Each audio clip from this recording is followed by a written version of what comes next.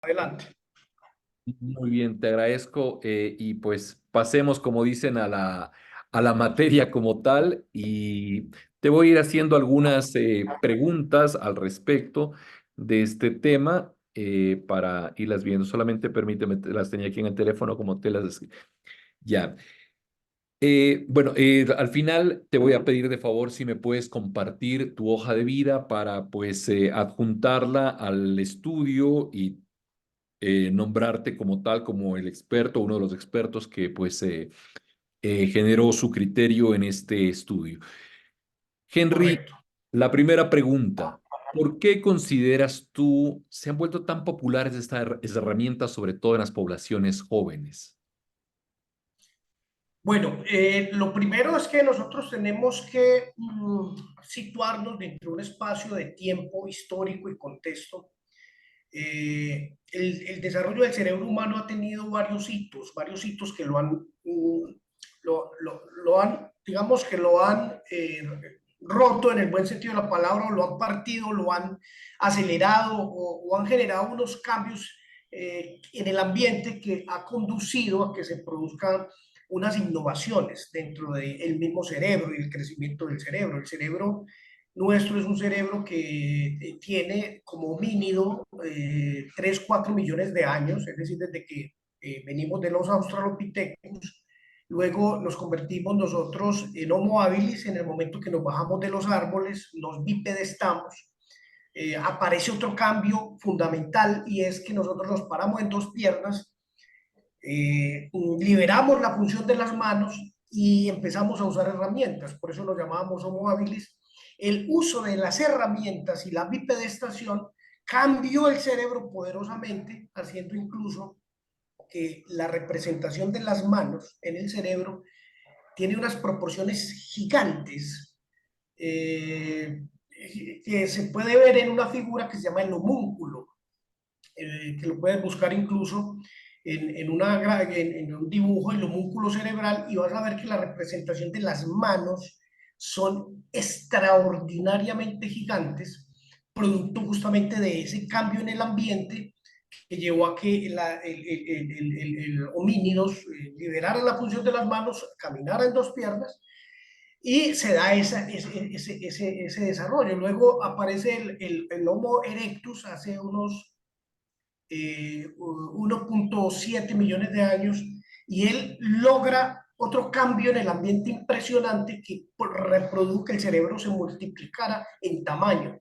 ¿Qué hace el Homo erectus? El Homo erectus lo que hace es descubrir cómo gestionar el fuego. Al descubrir cómo gestionar el fuego, permitió que el humano pudiera acceder a la proteína animal. Nosotros no tenemos un sistema gástrico, un tracto gástrico que pudiera asimilar la carne cruda, pero el fuego permitió que el cerebro pasara casi de 600 centímetros cúbicos a más de 1.200, 1.300 centímetros cúbicos. Entonces ese fue otro gran cambio. Luego aparece otro cambio muy poderoso, que es la invención de la agricultura. Los seres humanos aprendemos hace 13.000 años a empezar a producir de la tierra. Nosotros éramos cazadores recolectores, no sabíamos nada de agricultura, entonces lo único que hacíamos era recoger lo que hay en el espacio. Pero cuando nosotros ya entonces logramos crear la agricultura y empezamos digamos que a cultivar también los animales de corral, pudimos sedentarizarnos, dejar de ser cazadores recolectores, y ahí el cerebro empieza a multiplicarse también más, porque empezamos lo que es a crear grandes grupos de convivencia. Ya no sedentarizamos, ya no dependíamos de manadas de 10, 15, 20 sujetos, sino que ya creamos poblados de miles de personas, y ese trabajo en conjunto generó unos cambios muy fuertes en el cerebro, que hace 5.500, 6.000 años llevó a que creáramos entonces la agricultura, perdón, que creáramos las matemáticas, la lectoescritura y todo lo demás. Hace 100.000 años tenemos lenguaje gramatical. Entonces, todos estos han sido hitos que yo quiero que los veamos como un proceso de desarrollo filogenético, como lo dicen los antropólogos. Y en ese desarrollo filogenética llega también luego, posteriormente, la era industrial y todo. Pero una de las cosas en las que yo quiero llamar mucho la atención, y he hecho estudios, sobre cómo han cambiado las mentes de los nativos digitales.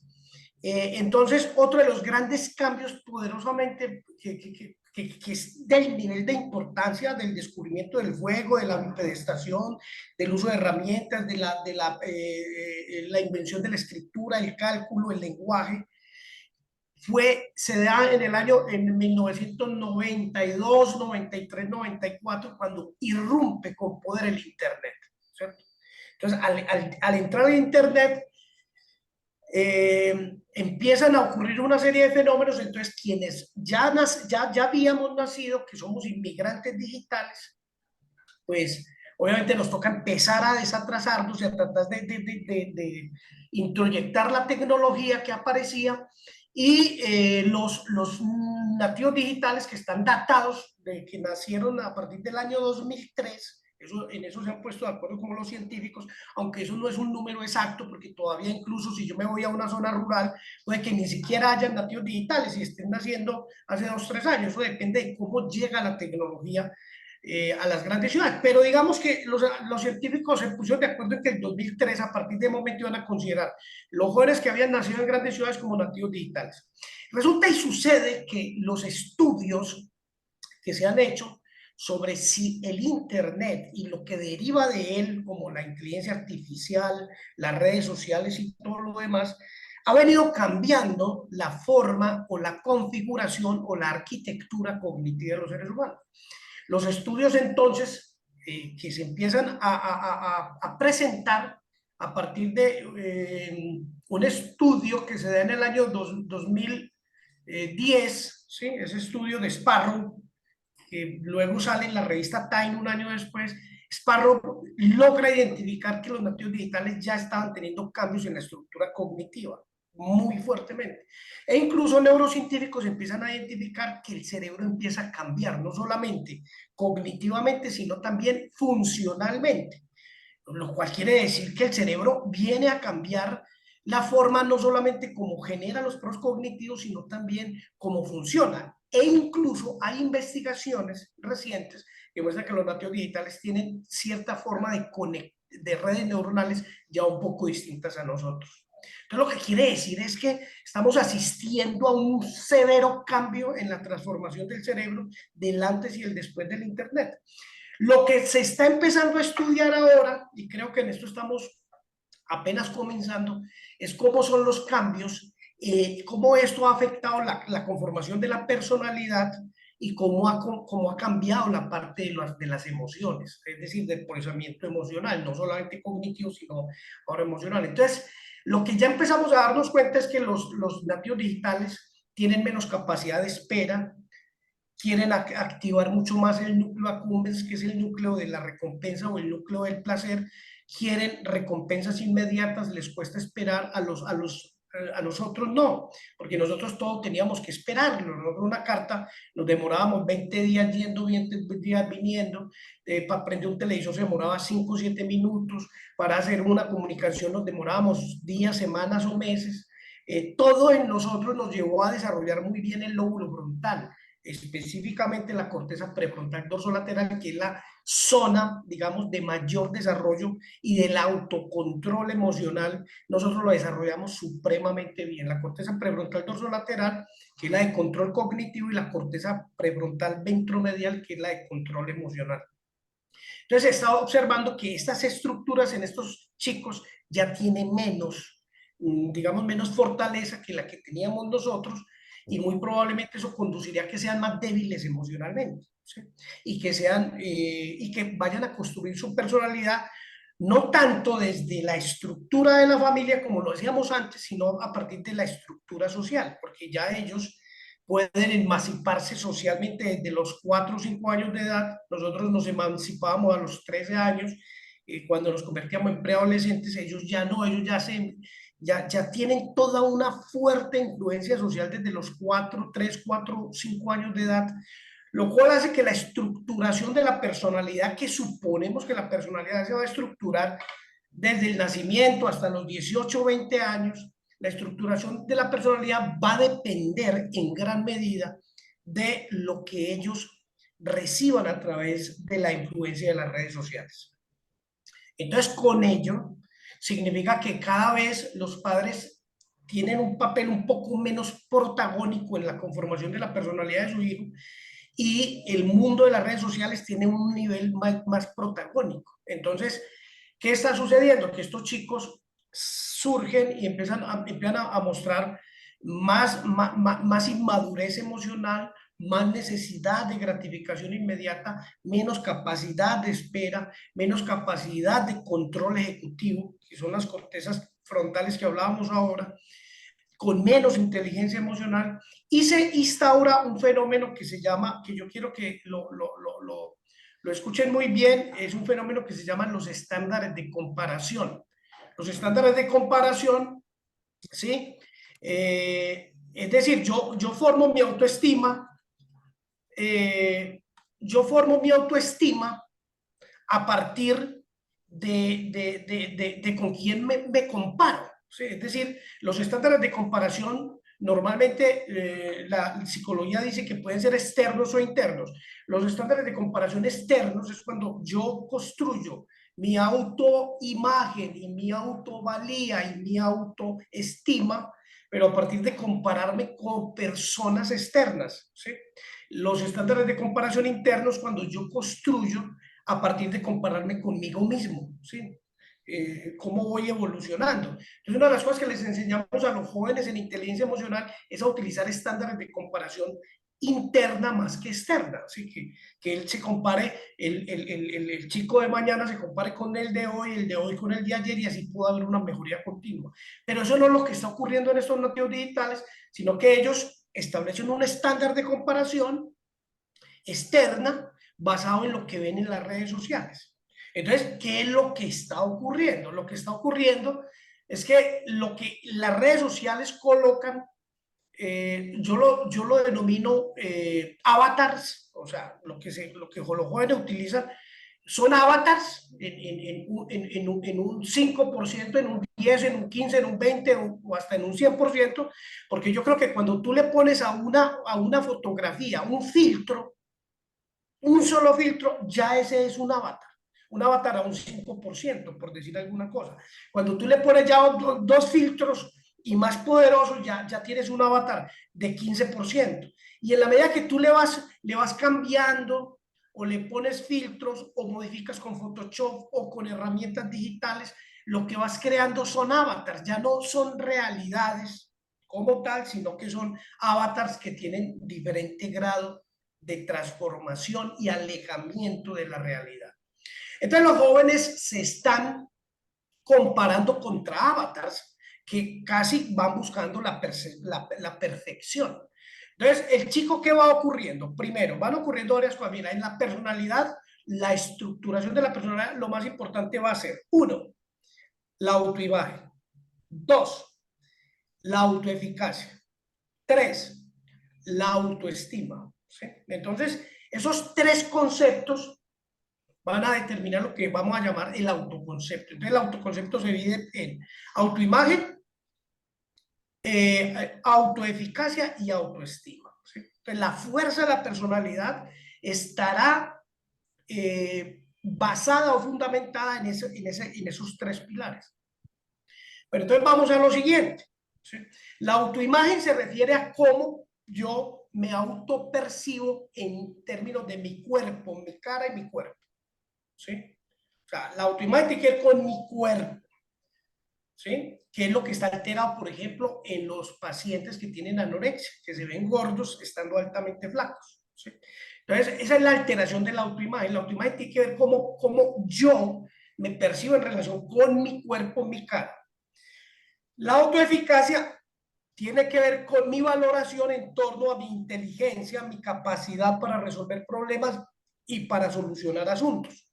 Eso se llama autoeficacia. Y la autoestima prácticamente es qué tanto entonces me quiero yo, afectivamente hablando. Y se deriva de las dos anteriores. ¿Sí? ¿Correcto? Entonces, ¿qué sucede? Primero, hay una alteración de la autoimagen. ¿Por qué? Porque los jóvenes se están comparando con avatars cada vez más perfectos, cada vez más creados por inteligencia artificial, Ya tú puedes subir una foto a tuyo de inteligencia artificial y ya la herramienta te perfecciona, te quita cualquier defecto, te crea una cantidad de filtros y prácticamente creas una versión muy mejorada de ti misma, pero una versión falsa. Y entonces el joven se va a comparar es con esas imágenes, no con los yo reales, sino con los yo ideales de esas otras personas. ¿Y eso a qué va a conducir? Va a conducir a un severo problema de autoimagen. Entonces, los jóvenes de ahora tienen un severo problema de autoimagen, porque ellos ven unas imágenes casi perfectas en Instagram y luego se miran a un espejo y entonces miran ese estándar de comparación externo y lo comparan con el suyo propio y entonces ellos ya dicen, no, realmente me siento mal, yo soy feo, no estoy bien, tal cosa. Entonces, eso me va a impulsar también a tratar de utilizar las mismas herramientas para crear otros avatares y tratar de proyectar una imagen que no es la mía. Segundo, la autoeficacia. Entonces, la autoeficacia es la capacidad de logro, de conseguir cosas, de solucionar cosas.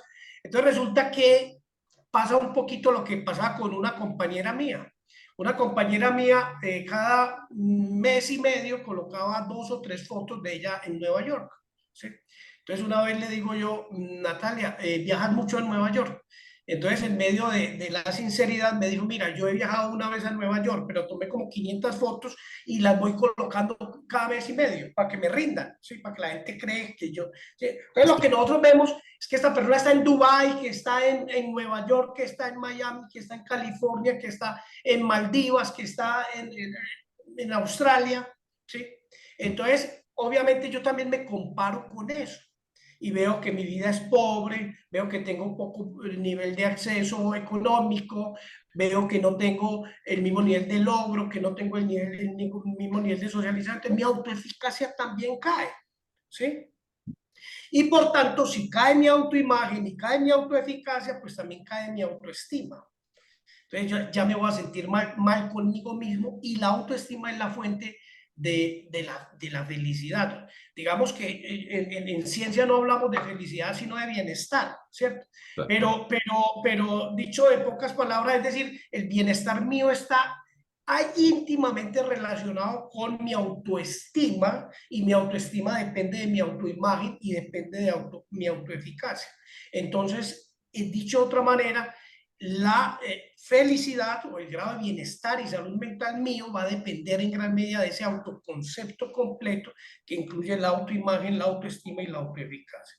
Entonces, si yo estoy viendo las nuevas generaciones, están teniendo una severa afectación en esos 3 pilares que conforman el autoconcepto y a la vez están afectando profundamente cómo me concibo yo en el mundo y estar afectando profundamente cómo me siento yo conmigo, con mi vida, con mis cosas, con mi percepción de futuro, con mi percepción de presente y con la percepción de mí mismo.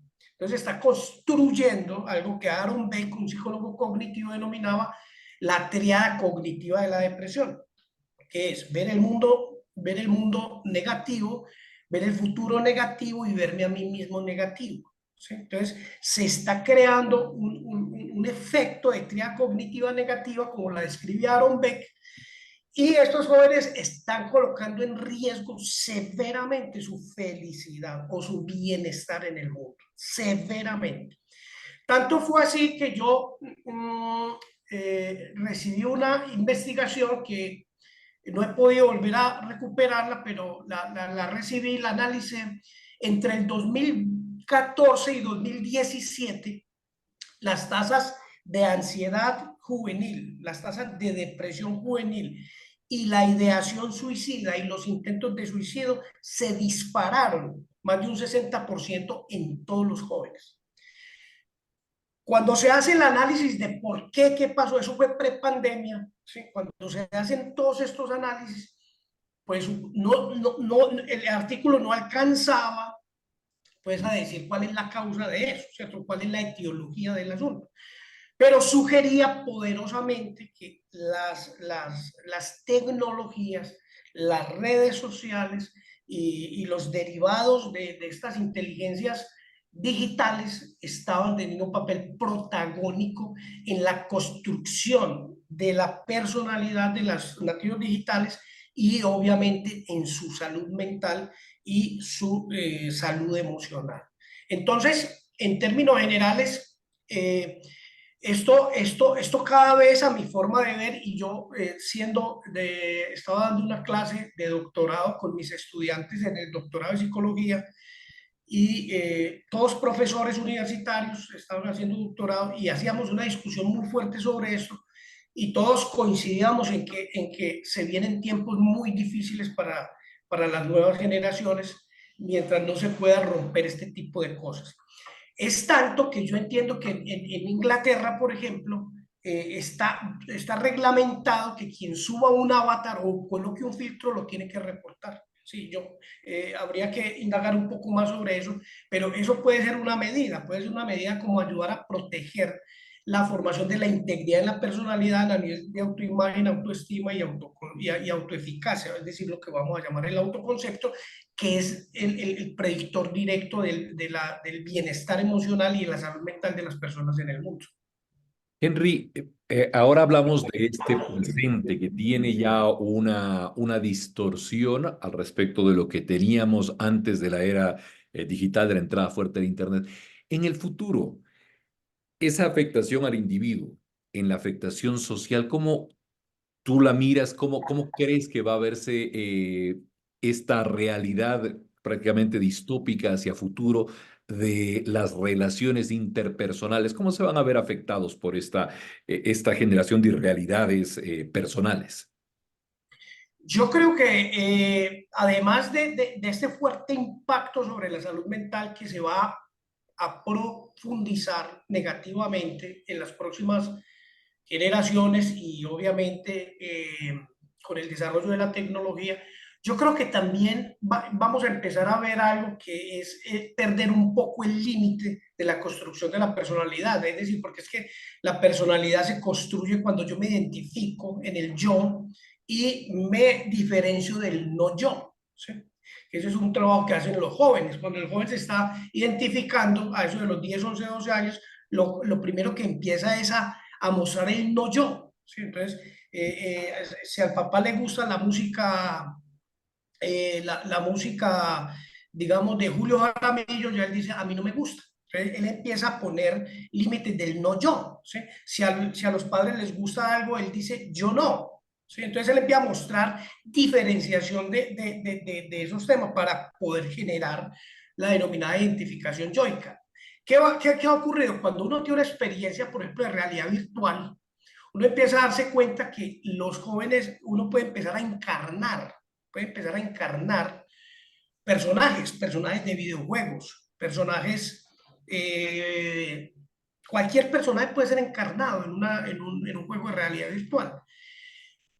Lo que ocurre es que entonces lo que yo estoy viendo es que ese yo versus no yo, cada vez ese límite va a ser menos claro, ese límite va a ser menos preciso y eso va a afectar profundamente la creación de los límites del yo con los límites del no yo.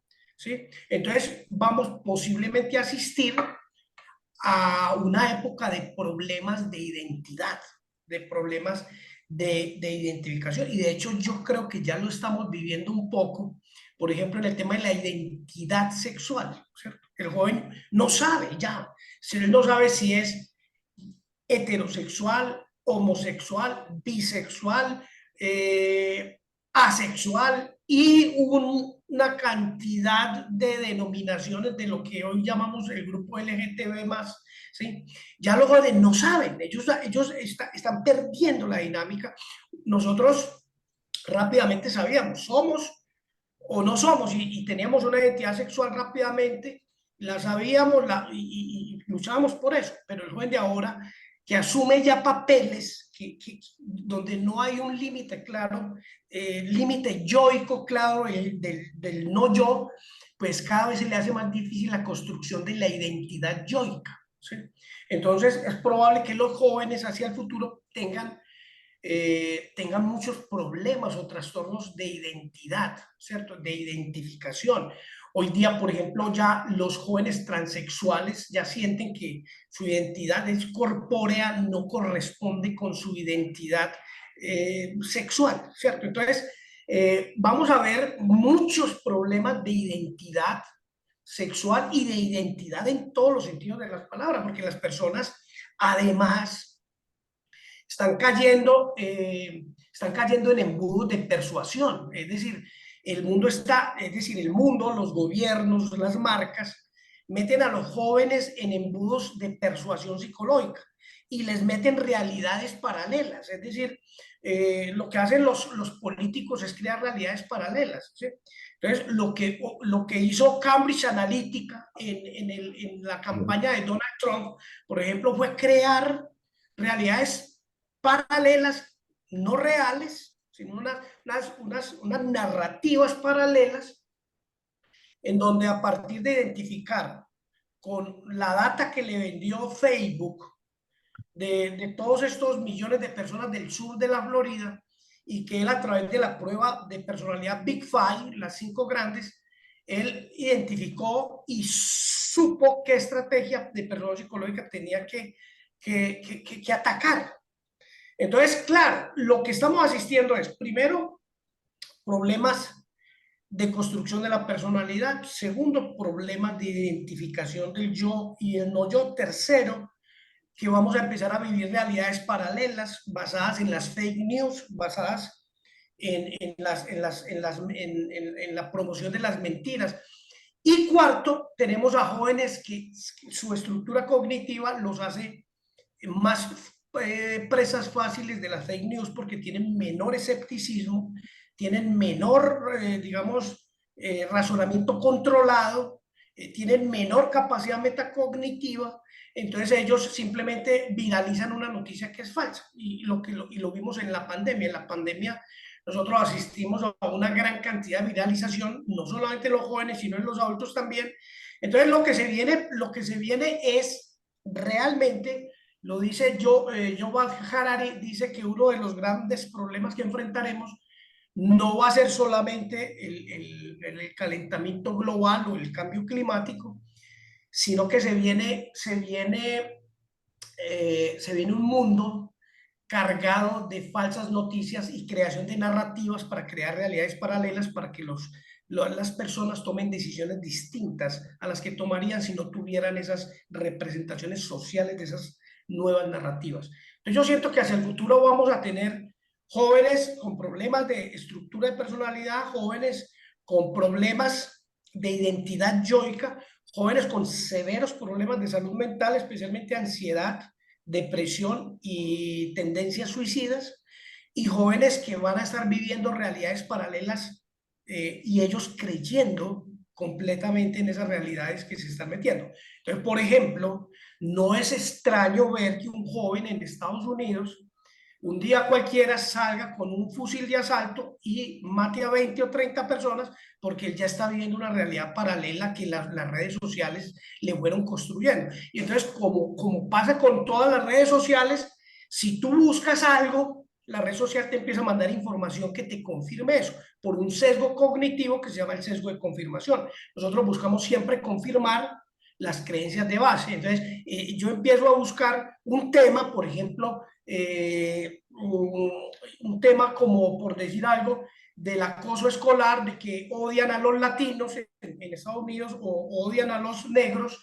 Entonces empiezo a buscar eso en YouTube o en cualquier red social y me empieza a mandar información que me confirma que sí, que sí, que sí, que sí. Y yo empiezo a crear una realidad paralela y llega un momento en donde estoy tan salido de mis cabales que tomo un arma automática y puedo matar 10, 15, 20 personas. Entonces yo creo que eso va a ser la realidad hacia el futuro y va a ser algo que vamos a tener que enfrentar y que es menester de la psicología y las ciencias humanas y del comportamiento empezar a enfrentar este tipo de situaciones. Por ejemplo, en Dinamarca, a partir del 2024, todos los colegios se va a trabajar algo que llama clases de empatía para evitar el acoso escolar. Entonces, yo creo que son acciones que hay que tomar y que estamos demorados en tomar y lo que yo veo hacia el futuro no es para nada halagador ni alentador debido a estos fenómenos que he venido describiendo en esta entrevista.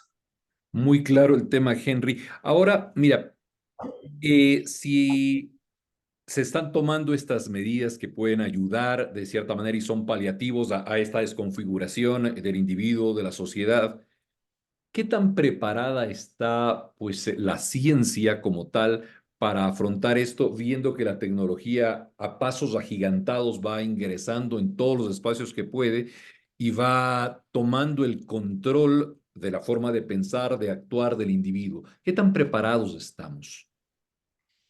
Yo creo que la ciencia cognitiva, la ciencia psicológica, la neurociencia social, la neurociencia afectiva, nos están dando muchas herramientas para prendernos alarmas, pero eso no ha llegado o no ha permeado a los gobiernos, no ha llegado, no ha permeado a los sistemas educativos, no ha llegado a convertirse en acciones concretas de transformación educativa que a la vez contribuye a una educación social. Y como la tecnología siempre va a evolucionar más rápido que lo que evoluciona el cerebro humano se demora millones de años en evolucionar, la tecnología lo hace en meses, ¿sí? Entonces, yo creo que vamos a entrar donde nos vamos a desbordar, ¿sí? El mismo Harari decía que en el futuro próximo van a existir dos tipos de humanos, ¿sí? Y él dice los superhumanos y los Ujú. humanos de base. Los superhumanos son aquellos que tienen poder, educación y poder adquisitivo. Entonces, los superhumanos, por ejemplo, van a poder implantar chip para potenciar la capacidad de su cerebro. Incluso yo ya tengo equipos que estimulan ciertas regiones del cerebro para aumentar la capacidad de aprendizaje. Es un equipo que se llama estimulador eléctrico transcraneal de corriente continua. Yo ya lo uso, incluso lo uso conmigo mismo para potenciar funciones cognitivas. Entonces, quienes tienen educación, tienen ciencia y tienen poder adquisitivo económico, se van a convertir en superhumanos y ese va a ser el 1 o el 2%, y ellos van a dominar la sociedad. Los demás que no tienen acceso o a la educación o a la ultra tecnología, a, o ni al poder adquisitivo, van a ser seres humanos comunes y corrientes que van a caer en burbujas de manipulación de parte de ese 1 o 2%. Y en ese 1 o 2% van a estar los gobiernos, van a estar las marcas, las grandes marcas, como la Coca-Cola, como Nike, como Red Bull. Y vamos a ver qué pasa con las religiones. Es probable que las religiones empiecen a perder algo de poder, eh, pero la mayoría de los humanos van a ser parte de ese segundo grupo de humanos que van a ser un poco esclavizados. Recientemente veía yo una película en Netflix Ujú. que de alguna manera como que anticipa o grafica eso.